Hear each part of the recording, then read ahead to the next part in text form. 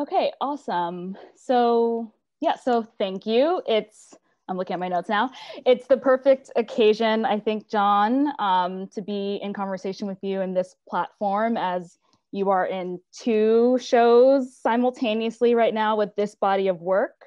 One at the Phillips Collection, where Tête de Homme, I cannot speak French, is part of Riffs and Relations, African-American artists in the European Modernist Tradition, curated by Dr. Adrienne L. Childs, and A Sidelong Glance, curated by myself and Drew Sawyer at the Brooklyn Museum. And if I can paraphrase from Dr. Childs' introductory text for that show, Riffs and Relations considers the ways that African-American artists engage European modernist traditions, including post-impressionism, cubism, and other expressionist art forms in two generations, with this older generation that has more of a kind of a parallel relationship to these movements, represented by, we're too far up, represented by Harlem Renaissance associated artists like Aaron Douglas, whose works were defined by geometric angular forms influenced by a mediated understanding of African sculpture. And then a younger one, which William H. Johnson is along that generation as well. A younger one that reveals a kind of more fraught relationship with these master narratives. In William H. Johnson's case, the odalisque as an enduring, not only modernist tradition, but European art tradition that precedes 20th century modernism. Or in some cases, artists are responding to a very specific key artist to a European art modernist tradition, including Manet, who many artists speak to, including Carrie Mae Weems, Cole Scott, Ayanna Jackson. These are all works in the show. Mickalene Thomas, and then of course Picasso, and Faith Ringgold's Picasso Studio is another key work.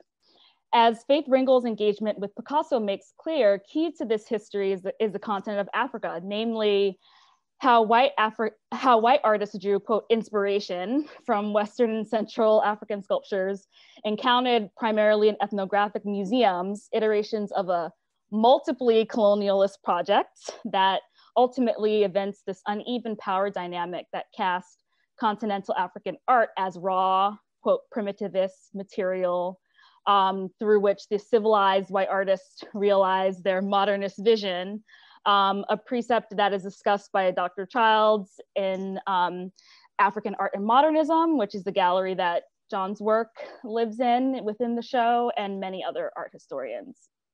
And so John's latest body of work, also the subject of A Sidelong Glance, is specifically engaged with this question of African sculpture in the history of modernism and modernist photography, but also an example of what it means to kind of reroute these histories to new ends. If the status of African sculpture in Euro and American modernism is contested terrain for white artists, then it is kind of exceedingly so for Black artists who engage the history of African art, not only as a question of the colonial politics, but also of aesthetics and identity and diasporic tradition writ large.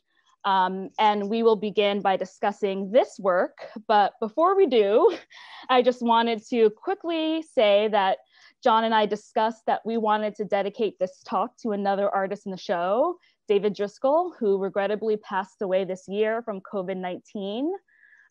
His work is in Riffs and Relations, but also as an art historian, professor, curator, and artist himself, Driscoll is integral to the history of African-American artists' intersection with and importance to African and European art traditions. And I know that as a DC-based scholar and artist, he retired as Distinguished University Professor of Art at University of Maryland, College Park in 1998. Driscoll's legacy and influence looms large for John in particular, as someone who hails also from DC. So we are speaking together in gratitude for his work. I just want to take a moment to also just acknowledge David Driscoll.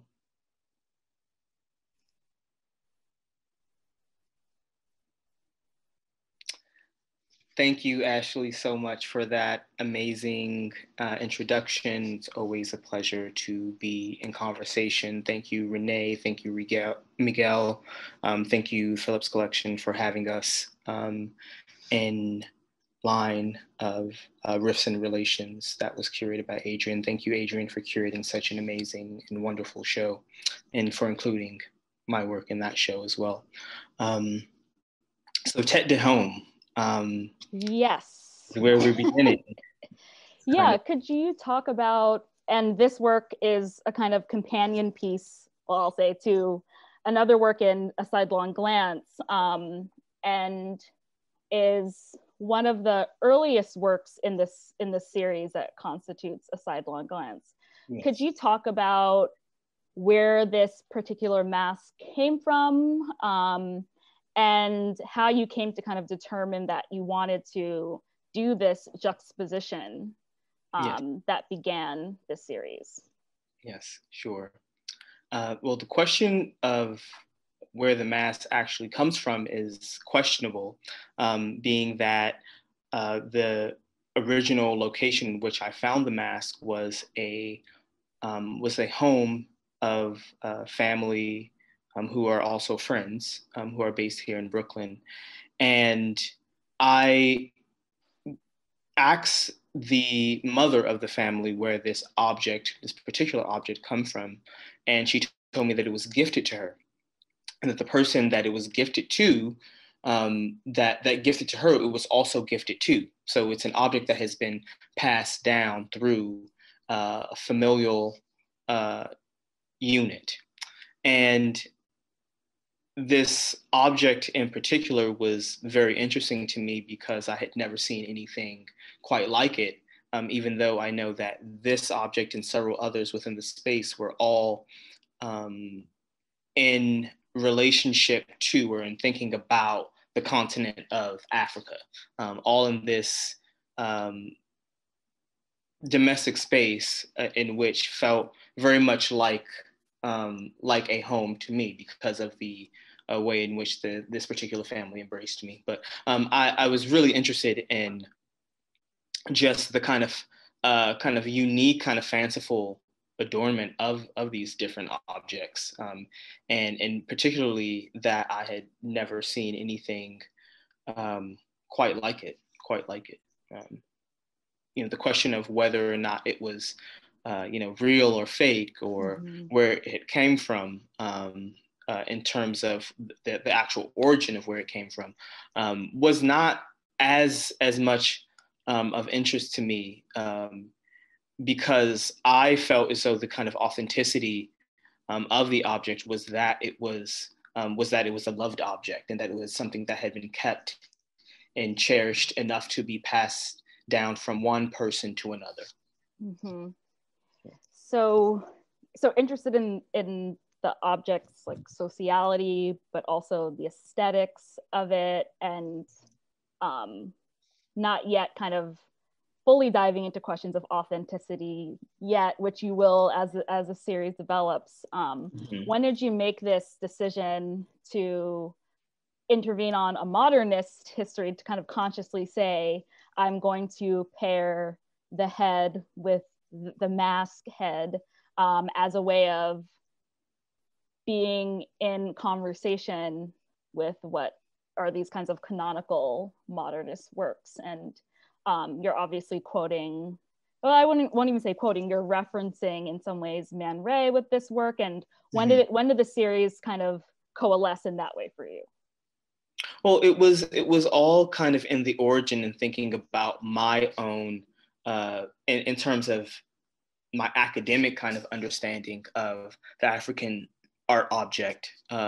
It was at that point in which I had kind of considered my relationship to these, or perhaps more so, the relationship of these objects to a kind of lexicon of visual culture in which they had been always kind of oriented in this way, that was kind of juxtaposed, juxtaposed with, a kind of white figure, or juxtaposed with, within a kind of space that was outside of its ordinary or kind of everyday settings or environments. So it was the moment where I had kind of really thought about where do I locate this object? Where do I kind of locate the origin or my kind of earliest understanding of this object? And it was kind of in thinking about Noir Blanche and the relationship of Kiki to Man Ray, you know, also, and this idea of that has always been a kind of thorough line in much of my work. This idea of the muse and who gets to play muse and who gets to kind of play kind of subject of interest for the photographer. So great. And this is another example, a work that is also in a Sidelong Glance. I wanted to kind of place your interest in the mask within a larger continuum of African-American artists who turn to the African mask, again, mediated understanding of it at various points in their careers. And David Driscoll, this isn't in Riffs and Relations, but is another work of his that I think makes his interest clear. Lois Mailou Jones, really early and key work of hers, where she's thinking about kind of the abstracted form and psychological space. Lorna Simpson is a more contemporary example, and thinking about like the circulation of cultural objects of all kinds. And this is another example of your work, the bull mask. Could you just talk about your interest in masks and at what level your investments lie? Because it really spans a spectrum depending on the artist. What is it that brings you to this engagement? And maybe I imagine that that's changed a bit over time, but if you can kind of talk about where you were maybe in 2019 in terms of your interest in the mask. Sure. Well, I think that I firstly think that just living in New York in such an incredibly kind of public city, I became interested in the masks also, on a kind of fundamental level because, mask is something that we all wear, as people kind of functioning and living within society.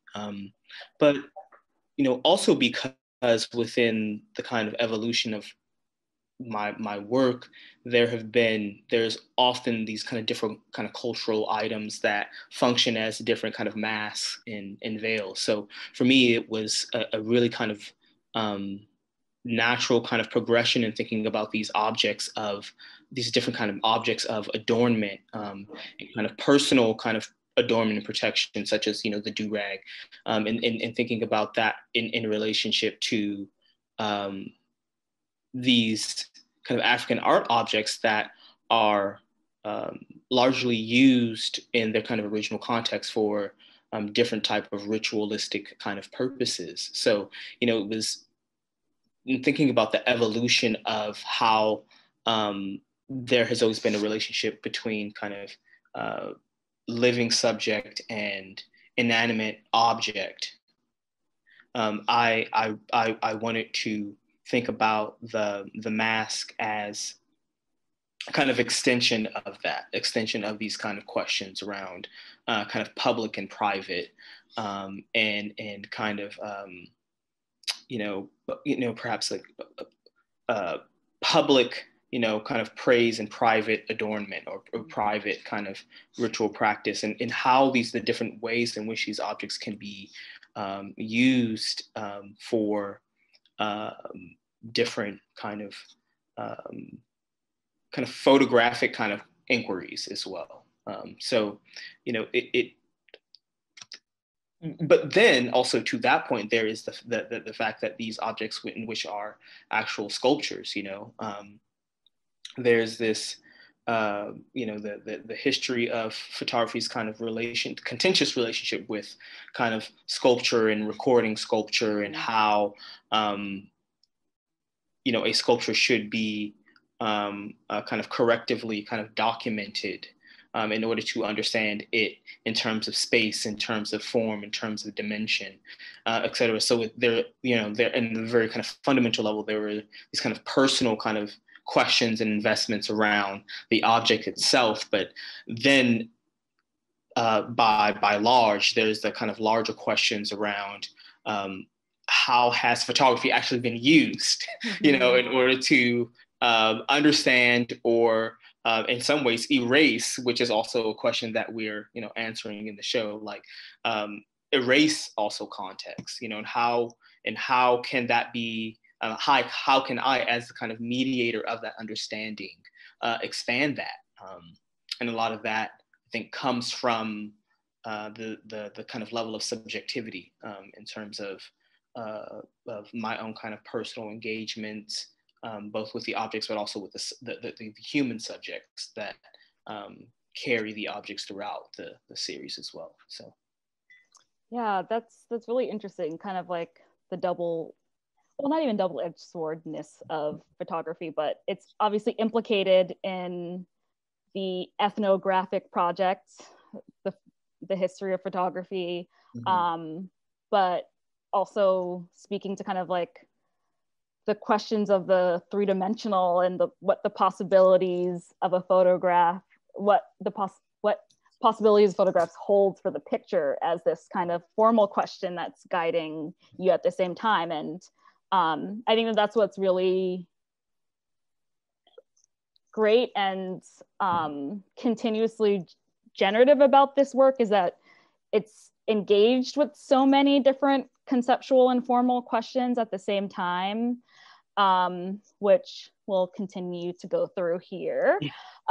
So as you continued working on your project that places African sculpture at its center, the project changed since those earlier works in 2018. And in this second iteration that you presented on its own at one point, could you talk about what that shift looks like for you? Kind of what happened that got you to Anatolia and collection? How are you thinking about collecting and African sculpture differently 1 year into this project? Well, there's a gap that happens, and there's a moment. There's a gap, and there's a moment in which I understand my gap in understanding my subject, and which is African art at this point, and photography's role in understanding African art. And what happens is an encounter with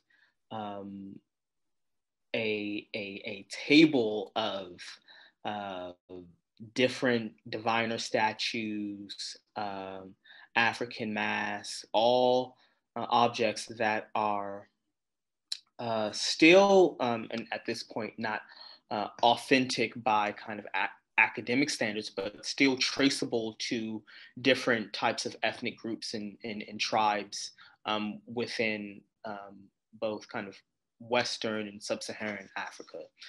So there was a day that I had went to the Museum of Modern Art, and I went to go see a Brancusi show. And right outside of the Brancusi show, right outside of the museum, I encounter a table of these objects that are all being sold and offered by a man from West Africa who is a connoisseur of African art objects.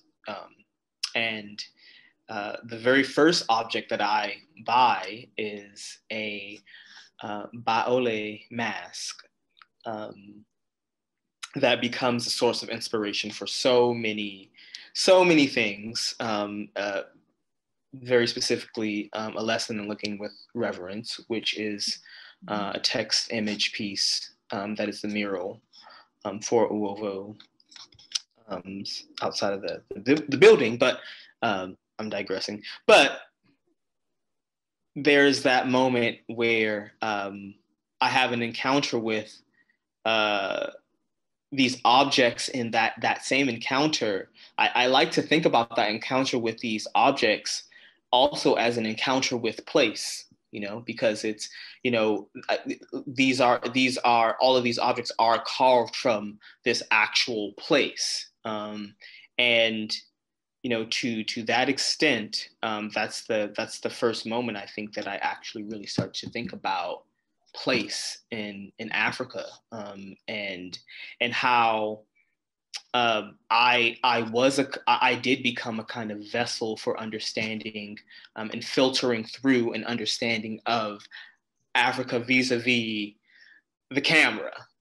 So that's what happened, and every time I look at this image, I think about that encounter and how this is pictured. That is, it's kind of innocuous image of this very beautiful man looking at these sculptures, but in many ways emblematic of that encounter. And I think in many ways the encounter of place, the encounter of a people, the encounter of all. It's like this picture in particular is kind of representative of all these doors that opened, with that encounter. So.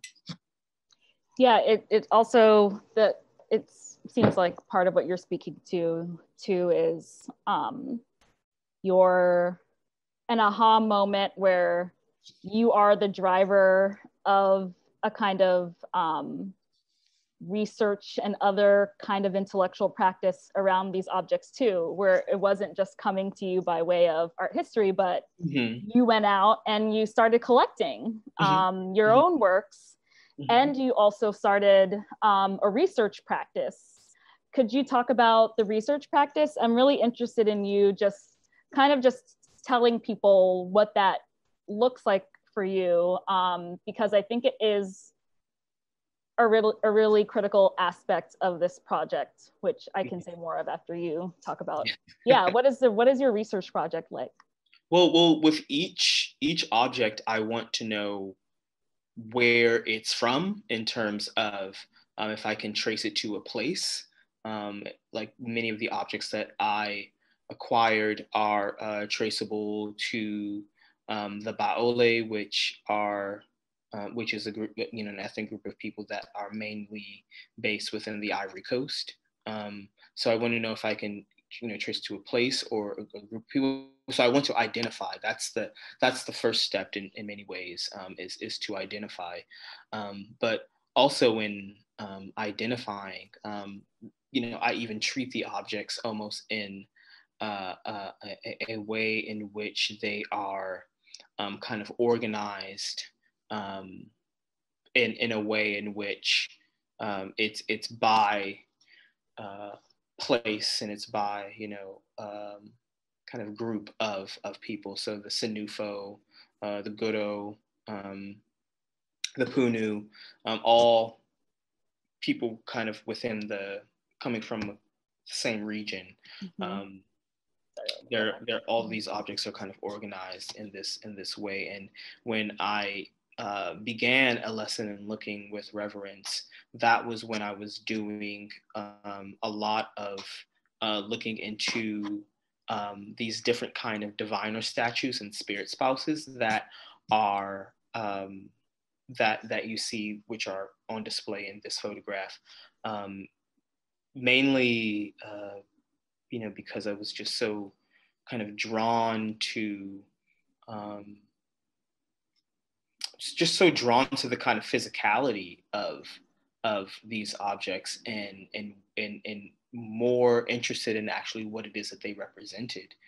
So I began pulling these different types of facts about the Baole, and their culture and their customs, et cetera, to expand the way in which we kind of look and understand the object, but also to kind of in that kind of proliferation of information. I think that there's a moment in which the object and what it is actually becomes more opaque, and I think that that's a really kind of key, that's really key in understanding that there is kind of layers and layers and layers of history and understanding behind each of these objects, and that cannot be easily kind of consumed or digested.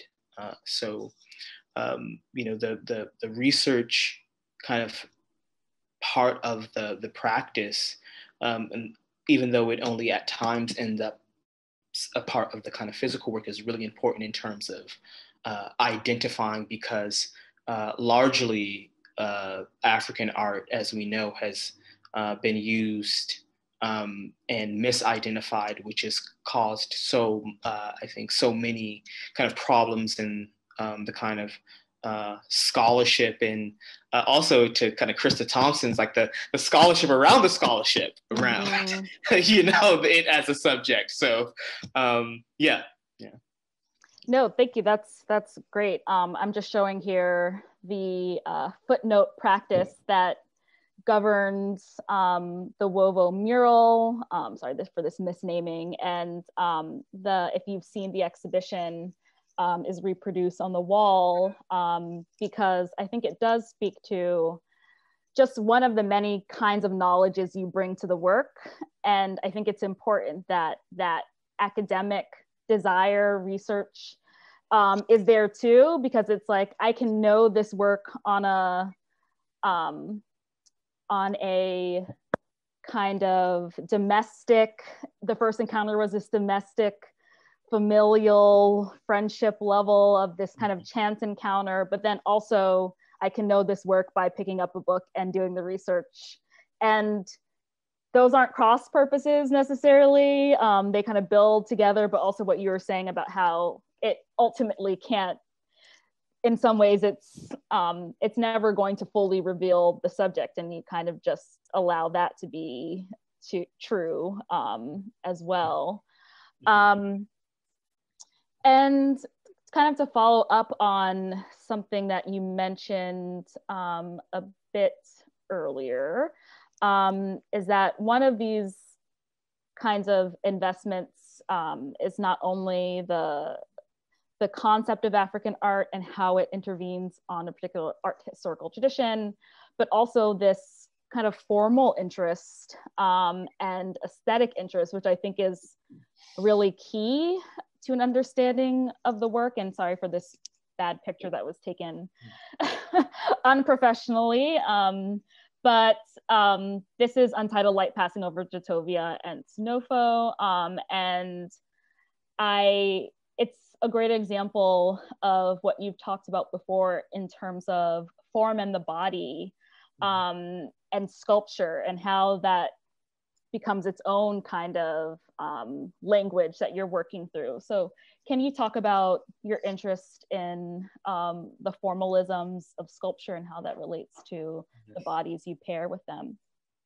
Yes, well, there's the sculpture and its relationship to the bodies that they're paired with, but then there's also, the photograph itself also that has its own kind of sculptural presence, and particularly in a sidelong glance, there is, a kind of variation of different kind of scales and kind of gradients of photographs, and because of that, the viewer is not able to experience any one picture the same way that they experience the other. There is a kind of sculptural relationship of thinking about the viewer's kind of body in relationship to the photograph itself.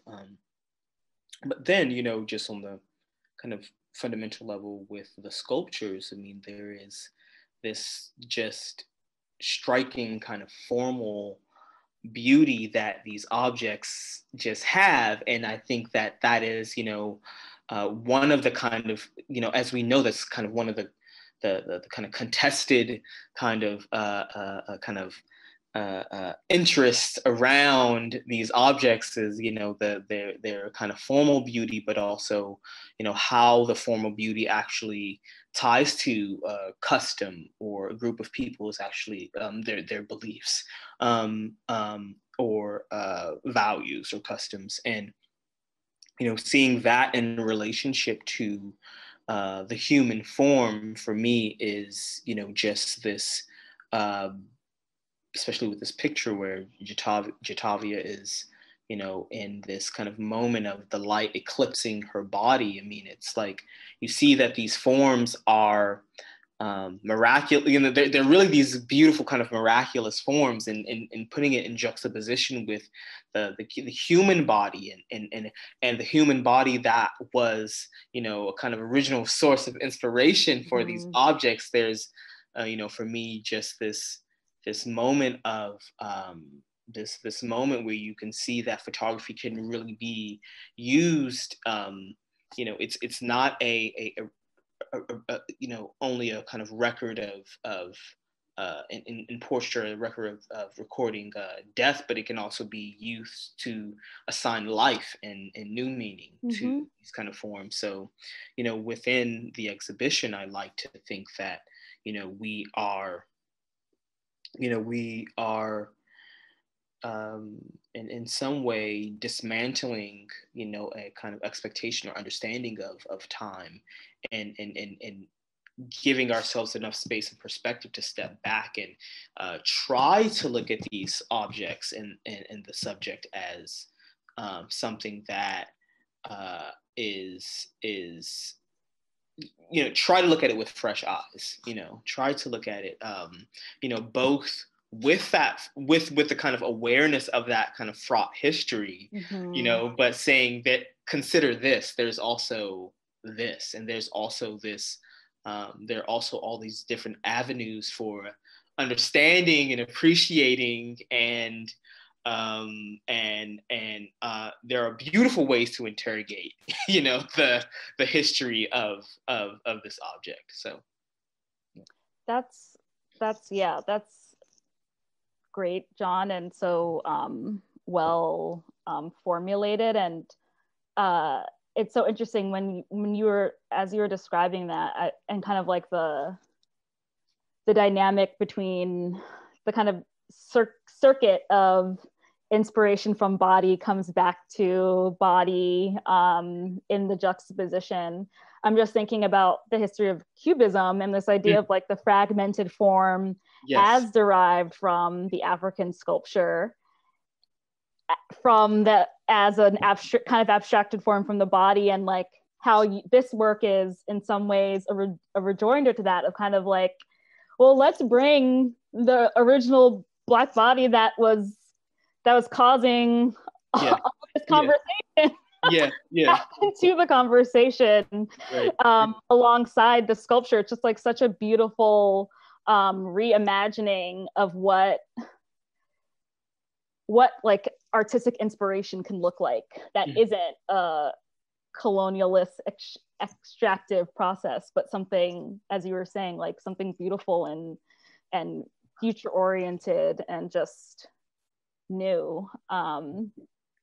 This work too reminds me of another important aspect of your work, which is this kind of meta conversation around the studio space, which in the context of Riffs and Relations had me thinking anew of the studio space. I was just thinking about, but we might come back to this, Faith Ringgold's Picasso studio.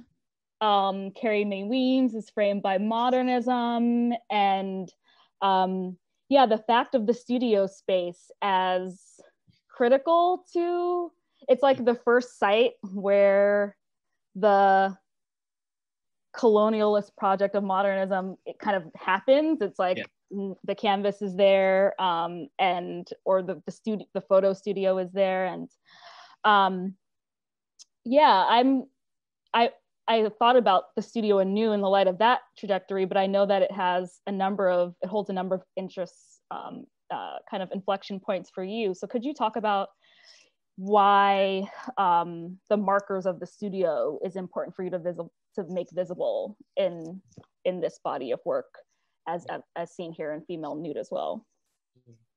Well, it goes back. It goes back to this question of time, and kind of anchoring us, as viewers back into the present moment. What reason to? It's just like the kind of there's a great quote that I do believe when it comes to art making. They say, the only reason to make art is to make it. It's like that the art is a reason to make art. And what other reason to make a female nude? Like for the sake of art. I wanted to anchor us back in kind of contemporary period. Why make a female nude in 2019? Why make anchor us back into this kind of present moment, in terms of how a picture can be constructed, in terms of kind of speculative kind of aspect of art making, and production, specifically with photography production. But this idea of showing that there can be true and divine forces that carry, but in many ways, in terms of art, it's often all made up. That's something that Carrie Mae Weems is addressing, in Framed by Modernism. It's kind of it's all made up in ways. The kind of speculation around why, and how something came to be is often more interesting.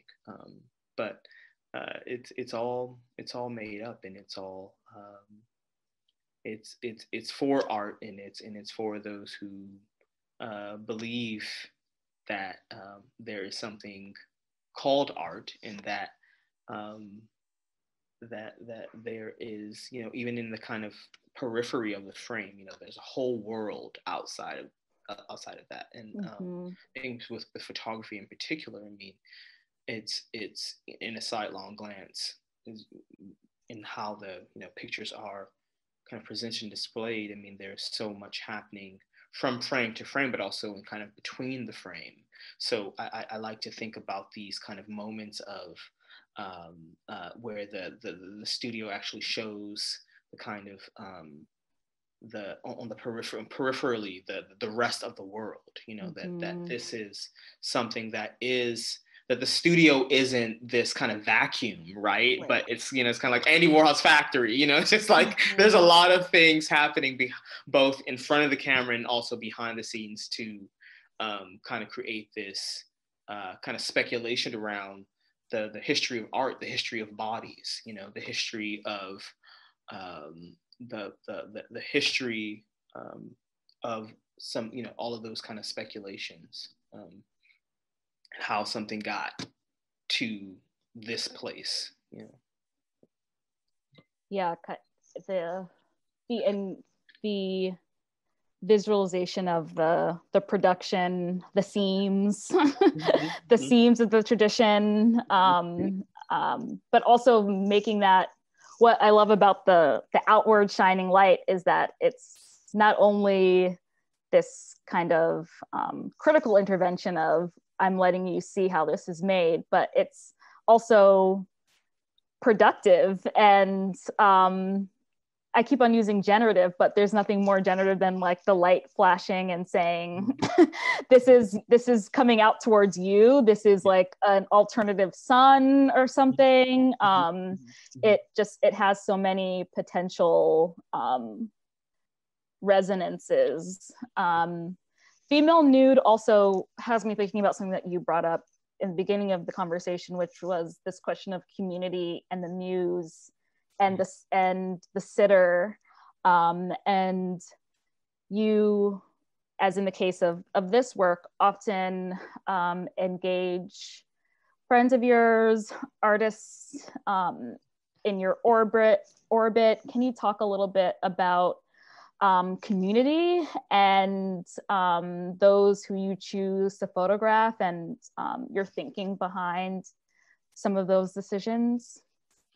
Yeah, well, often it's like it's kind of like it's like all these different kind of circuits and worlds that are kind of happening within a Sidelong Glance, and one of those kind of circuits is a very kind of I think in ways kind of concentrated group of art workers, art laborers, creative laborers, and I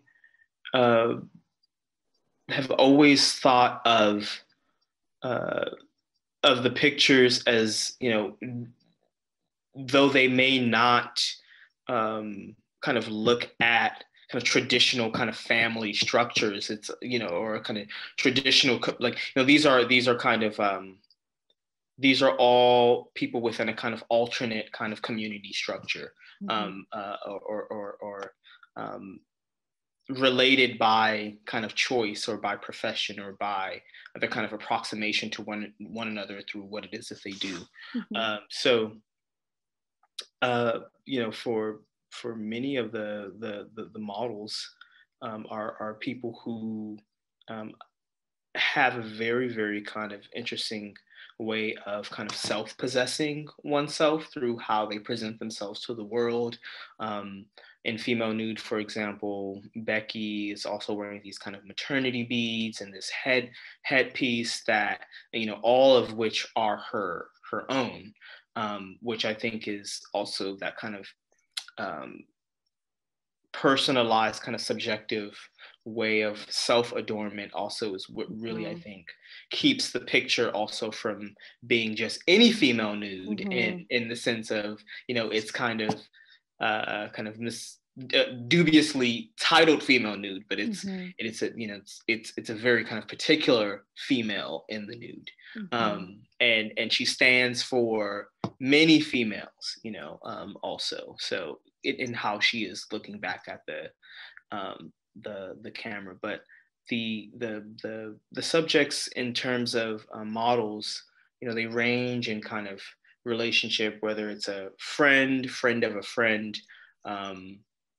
someone even that may just be a passerby. I mean, I remember looking at, one of my favorite things about looking at someone like James Van Der Zee or like, Carl Van Vecten's, like looking at their kind of portfolio of portraits, is that it's, that it's a range of, it's people that are recognizable by their kind of public kind of persona or their public image, but then there's also people who are, just there, and I always tell the story that, when I talk about a Sidelong Glance in particular, that, one of the first outings that I ever went to in New York was a Poppy Juice, which was like one of the first ones was on the first floor of the Brooklyn Museum that I ever went to, and I think about this work as a body of work that is continually kind of meditating on this idea of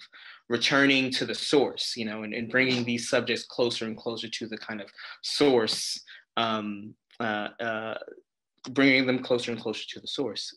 So here they are kind of closer in the kind of center of the museum as the kind of center of inspiration, center of so much. So I think that it's very fitting in that way too.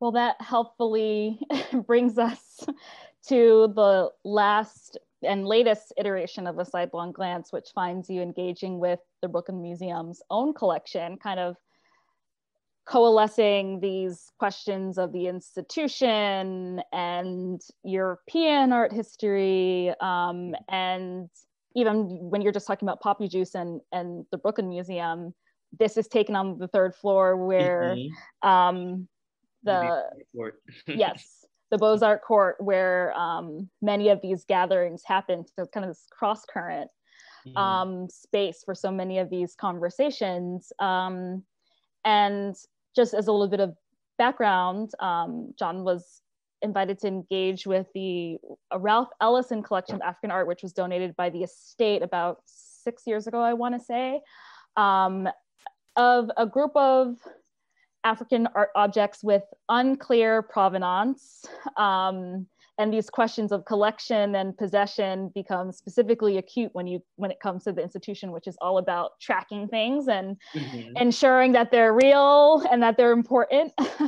On a very beautiful day, John came to the museum and shot work alongside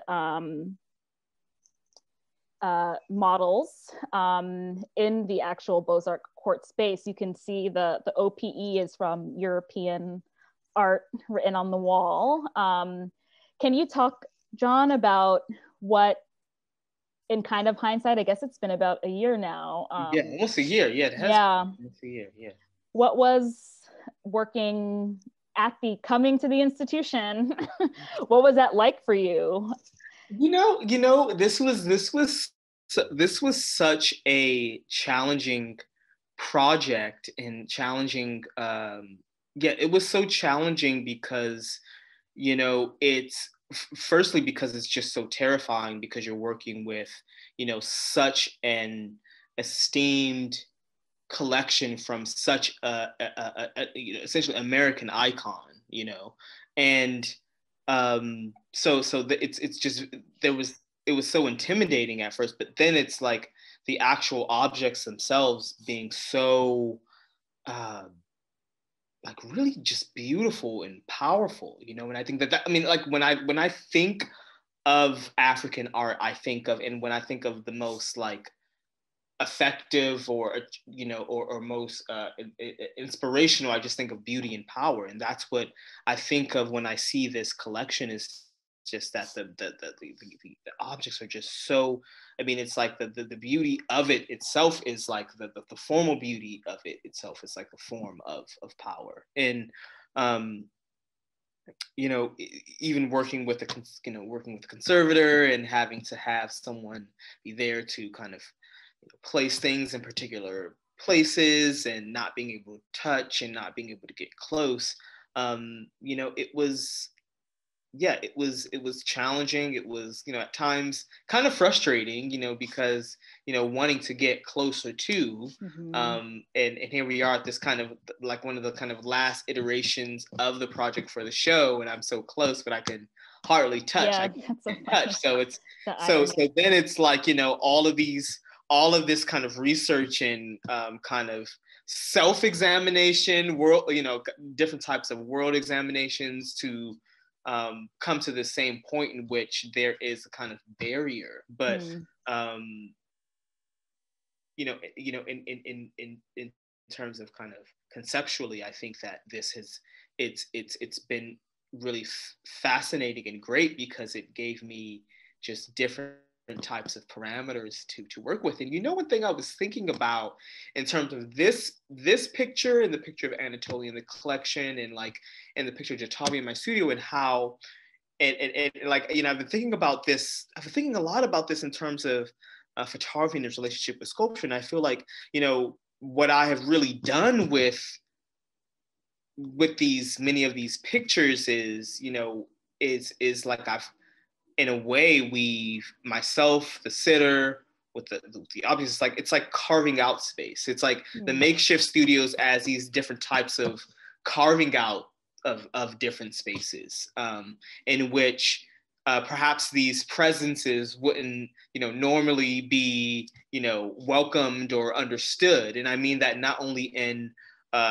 terms of who gets to enter the museum, but I mean also just in the terms of, this Yare mass that is typically for, the context of men's funerals, and it's like, carving out new spaces for existence, new spaces of understanding, new spaces for kind of other kind of interventions and considerations for understanding and perceiving the African art object, and not only being tied to these objects that are like these more kind of traceable to or have a kind of provenance in which we can say, okay, this is a Yari mask that is used for, and only men can see it within the context of funerals. But okay, what is it here and today? You know, Right. what purpose can it serve here and today? So yeah, I think that's what a Sidelong Glance has really been to me. It's like, you know, carving out another space in our kind of peripheral vision, you know, and all that has been kind of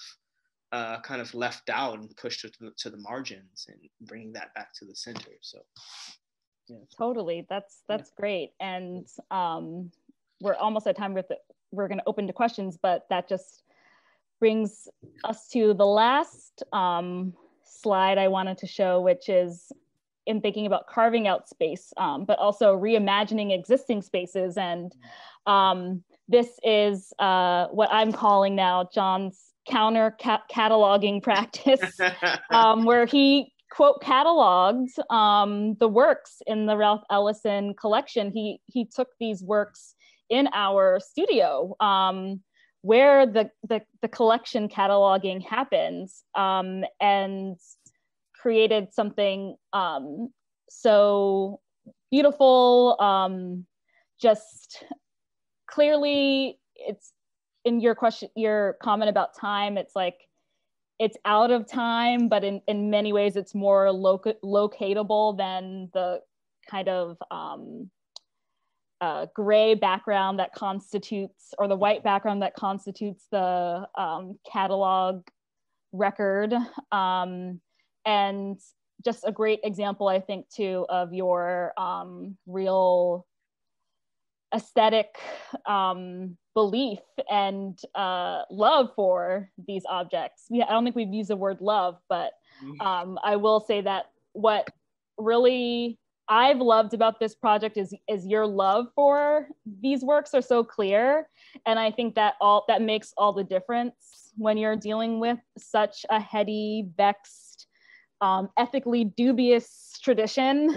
What does it mean to intervene? Well, you have to kind of enter from a place of love. So that's what I have to say about your work, John. And it's been such a pleasure to work on this project with you, and see the great respect and care you have for the work. Thank you. It's been a pleasure to work with you as well. And it's amazing to see these now, after also just like in this moment of this conversation, seeing these and thinking about Ellison and thinking about these pictures in terms of like these different kind of vignettes and Ellison's relationship to shadow and light and my relationship to that. And I think that it's just such a perfect it's a really beautiful kind of, I think, marriage of a kind of literary and kind of both, and also visual type of musing around light and form and space and place. So yeah, it's been truly a pleasure. It's beautiful to see these. Yeah. Awesome. So I think, Renee, I know I went over time, so. I didn't want to stop you. You guys were having such a wonderful conversation. Oh. It was very organic, and it was so interesting. I have one question from our guest curator, Dr. Adrienne Childs, that I wanted to propose to John. She was looking at your works in the Brooklyn exhibition, and she wondered if you had thought about Brooklyn's exhibition. The museum was one of the first museums to actually hold an exhibition of African art in the United States. And so was that exhibition impactful in your journey to a Sidelong Glance? Were you thinking about that exhibition, that history, for your current project? Well, it's definitely always been, something that has, I think, I only speak for myself, but I don't know if Ashley, you would speak to this too. It's like kind of in a way of a kind of subtext, important in that these works are existing within that kind of same space, and that especially within this moment that we're in, I think also as a global society, and thinking about how so many things are kind of starting from the ground up, that this show in many ways is a long look back, and also a kind of new beginning in the same way. So yes, that show was definitely important, thinking about what this show, what a Sidelong Glance actually means. Yes. Yeah, I'll just say that I actually didn't know that fact, but the importance of the Brooklyn Museum's African art collection definitely, for sure, was something that the institution at large was so excited about John in general, but then even more specifically in thinking about where he was with this body of work, because I think everyone recognizes how critical it is to the history of the museum. And so an opportunity to engage with it directly was just welcomed, and yeah, was received really enthusiastically by everyone. John, you mentioned earlier in our discussion about going to Ghana earlier this year, and I was wondering if you could speak a little bit about that and how that influenced your work. Yeah, on a fundamental level, that trip was the trip that really shifted my perspective in terms of understanding, I would firstly say the kind of physical rigor that is actually that's actually necessary to make these objects. I mean, African art has been so, I think, glorified in its kind of powerful kind of aesthetic beauty, and I think because of that, really reduced. And I see that in a relationship to photography, also in terms of production. I understand. I see a parallel between that and sculpture. But that the trip itself, I went into the forest with several wood carvers, and saw the kind of beginning process of cutting down the tree, and then kind of stripping it, and seeing the entire kind of process of what is necessary for these objects to be made. So that really shifted my perspective so much, because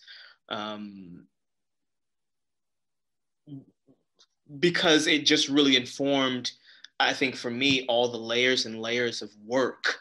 I think also that is that results in a sidelong glance. I mean, there's so much layers of and layers of work in that show that I cannot take all the credit for. I mean, there's so much work that has gone into this show. So I just think that it's in many ways a show that will continue to just keep on giving as time goes on. So yeah, but the trip to Africa, that was really, going to Ghana was just really amazing, and yeah, it was really amazing, very amazing trip. I have a question from someone in our audience, Rachel Gavard, and she wants to know a little bit more about a third photo in your Tribe series called Modernity, that has the model that is a genderqueer individual. And she was interested in learning more about the title you gave that photograph, and that you did more than one version. Well, with specifically in the Sidelong Glance, many of the subjects, and this hasn't been true for most of my work, but many of the subjects in the body of work are queer or gender non-conforming. And I thought that including an image where we have there's the head of the man, tête de homme, there's the head of a woman, tête de femme, and then we have a kind of third presence that does represent kind of letting go of kind of gender boundaries. And that for me is an essential quality of, in terms of thinking about being modern. So much of modernity in a lot of the, I think, kind of scholarship around, and a lot of the scholarship, I think, around African art, I think that there is a kind of complication in understanding because of how gender is understood, the difference in how gender is understood by place. But that picture, I wanted someone that represented the gender, someone who was gender nonconforming, and that I think that is partly, largely what has also kind of been left out, and also understanding the kind of evolution of Black, various, you can say Black histories, because there are various kind of histories to be understood as well. So. Thank you. There's a member of our audience, Ariana Key, who's asked John if you could speak a little bit about your Hood series. If I could speak a little bit about the Hood series. Well, it was a body of work that began in 2016. And it is an index in some ways of anonymous subjects wearing hoods of various kind of ethnicities, genders, backgrounds.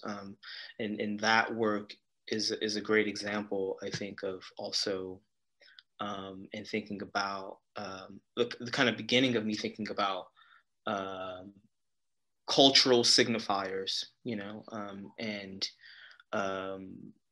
kind of expectations and understandings that we have around kind of cultural signifiers. And that's something that does continue all the way up from that point to a Sidelong Glance is as well, just within a different way, I think. So. I had a quick question about scale. I've always thought about your photographs as being quite intimate, and you just recently did the installation for the Louisville building as part of your award.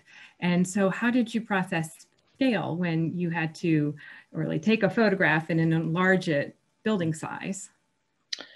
Well, firstly, I was just very thrilled that I would be able to see one of my works at that scale.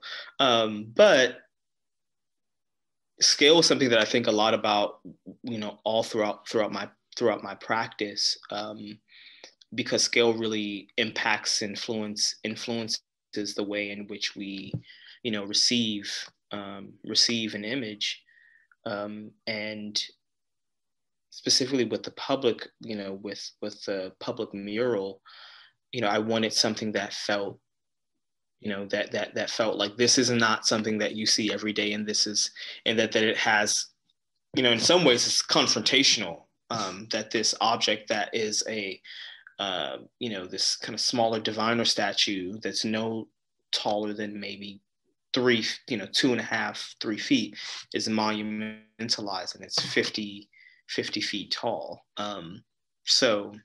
44 feet tall. I think it's 44 feet tall.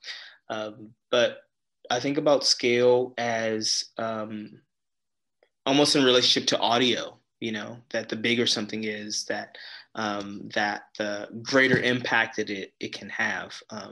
But in particular, a picture that is large and quiet, I think, can have a really different type of resonance. And that's something that I'm really excited about in terms of continuing to work with photography and artwork in public space. So. Thank you. We have a question from Wendy Grossman. What is the significance of the titles Tête d'Homme and Tête de Femme for you? Well, the significance of those titles is, tying it back into, when I first made those objects too, I was making works that were in some ways, Carrie Mae Weems talks about appropriation, and I think that it's there's a talk that she gave at the Guggenheim. Ashley and I were at this, we were there together, and she talks about appropriation, how, appropriation is to steal, it's to destroy, it's to mimic, it's to make fun of.